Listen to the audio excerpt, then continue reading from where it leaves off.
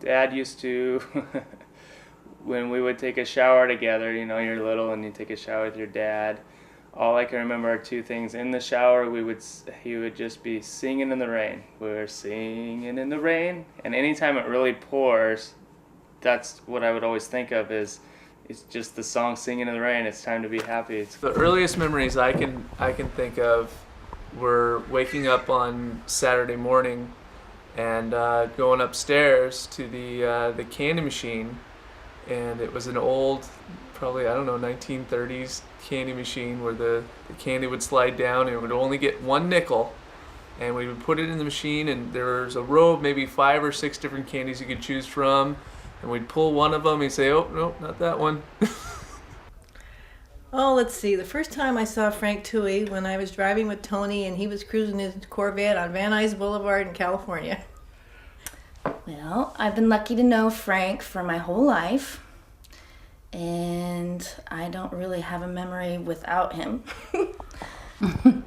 I think we were on Van Nuys Boulevard. I think I was 13 years old. We were cruising the boulevard with Tony, and here comes this tall, skinny guy hanging out of this Corvette trying to give us potato chips, and he's leaning out the car trying to give us potato chips out the window. That was the first time I met Frank Toohey. My earliest memory of Uncle Frank would probably be getting my hair cut in in the garage in Morton. My hair would be getting a little long and a little more curlier than this, and I'd go up there and ask my Uncle Frank to cut my hair, and he'd cut it just the way I like it, and that's probably the earliest memory I have. But I've known him ever since ever since I could remember anything. We was in Cabo. We was neighbors. It was Adam living with him behind the apartment of us. But I don't remember too much Adam. When I met him, I remember more your dad, because he was all the time trying to help us if we have something heavy. He was, "Can I help you? Can I help you?" He was all the time there. First time I met Frank was about 15 years ago. I believe it was 93, and we were both working for Leisure Time Resorts at the time. Nobody more fun-loving in the world than Frank Toohey. Absolutely nobody. And it's one of those things, the one thing about Frank Toohey is the first time, funny, I can't remember the first time I met him, because it seems like every time I met him, there was something new that came up from Frank's mouth. First time I met Frank is when I was down in Vancouver. I believe it was in the year 2000.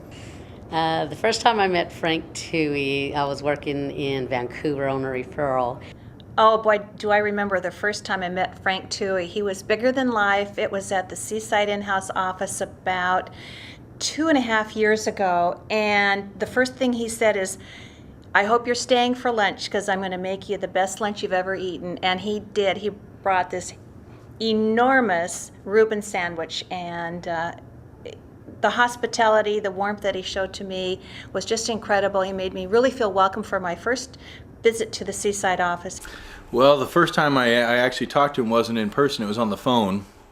I was living in Las Vegas, and I wanted a job up here in Seaside. He said, "Well, here's your interview. If you can tell me a joke I've never heard before, you got a job." And so I told him a joke he'd never heard before. And I've been here for a couple of years now since then working for him, so he's a man of his word for sure. Well, yeah, actually, I was up at a banquet in Seattle, and I've been kind of thinking about transferring departments, and somebody pointed, "Hey, that's Frank Toohey over there. Boy, you got to get in good with that guy. If you ever want to get into in-house." And so I went over and met him, and yeah, he's a very, very funny guy. Every picture I have for the rest of that banquet dinner.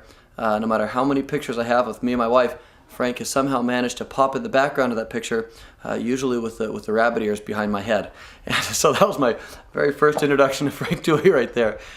First time I ever met him was when I interviewed with him a little over 2 years ago. Around almost as long as I can remember.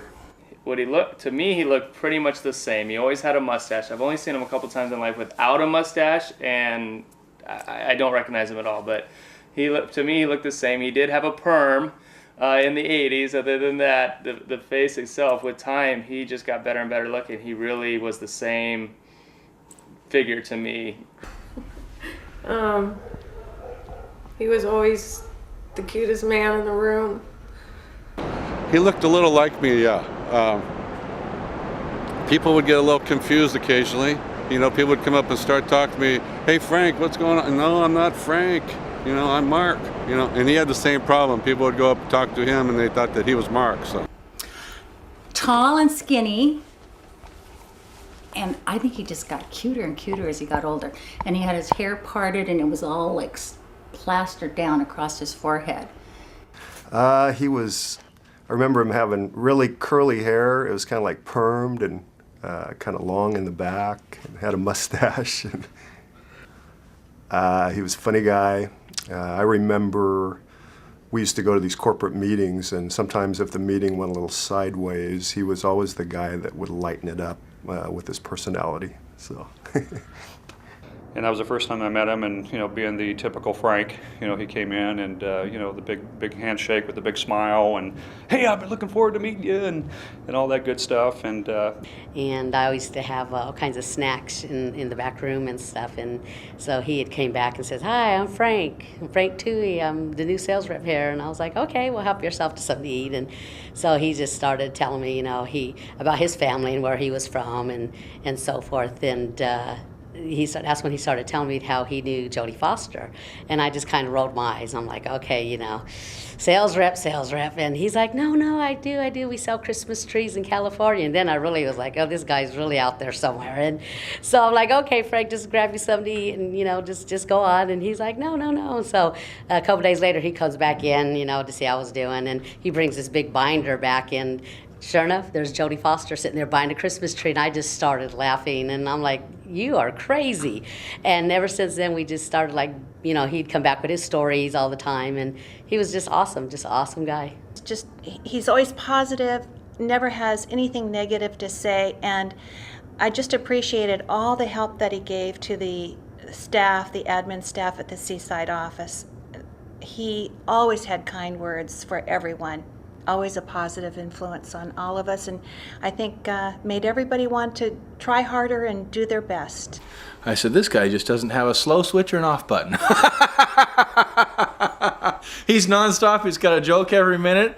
Massive energy. And I'll tell you, I don't think I heard a negative word come out of his mouth in 2 years plus of working with him. He just didn't have it in him. He never saw the bad side of things. He always saw the good.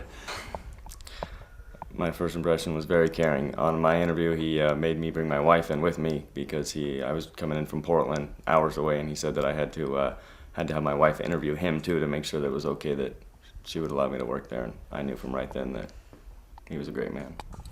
He's an old hippie, or a young hippie, troublemaker, according to my dad.